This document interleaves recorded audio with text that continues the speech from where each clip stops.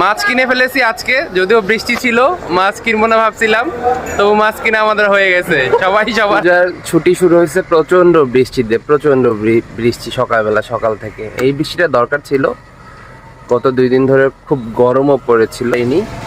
তারপরেও সকাল সকাল হালকা হালকা বৃষ্টির মধ্যে বের হয়ে পড়েছি, কারণ আমাদের প্রচুর কারেন্ট, এই জন্য সকালবেলাও বের হয়ে পড়ছি। এখন যাব ওদেরকে নিতে, তারপরে দেখা যাক। যেহেতু মাছ কিনা হলো না, এখন কোথায় যাওয়া যায়, নতুন কোনো প্ল্যান করা যায় কিনা। চলেন আপনাদেরকে পূজার ছুটির ব্লগগুলো দেখায় আর কি। ভাবছিলাম 7:30 বাজে মাছ কেনার হবে না, আমরা লেট করে ফেলেছি। তারপরে আমরা দেখতে গেছিলাম যে আড়তে তখনও মাছ বেচা কিনা চলছে কিনা।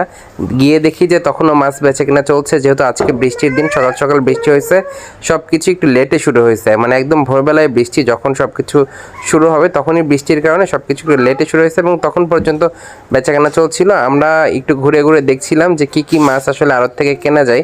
শান্তর প্ল্যান ছিল অনেকগুলো মাছ কিনবে, আমারও কিছুটা প্ল্যান ছিল, এবং মিমেরও কিছুটা প্ল্যান ছিল যে কিছু মাছ কিনবো আমরা আজকে।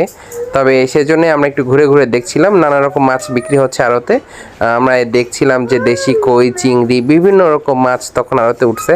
দেশি মাছই বেশি, এবং বাজারে প্রচুর পরিমাণের চিংড়ি মাছের কিন্তু আমদানি, এবং চিংড়ি মাছের দাম কিন্তু তুলনামূলক তখন পর্যন্ত আমরা কমই দেখছি, যে অন্যান্য দিনের তুলনায় আজকে এই আড়তে চিংড়ি মাছের দাম একটু কমই ছিল।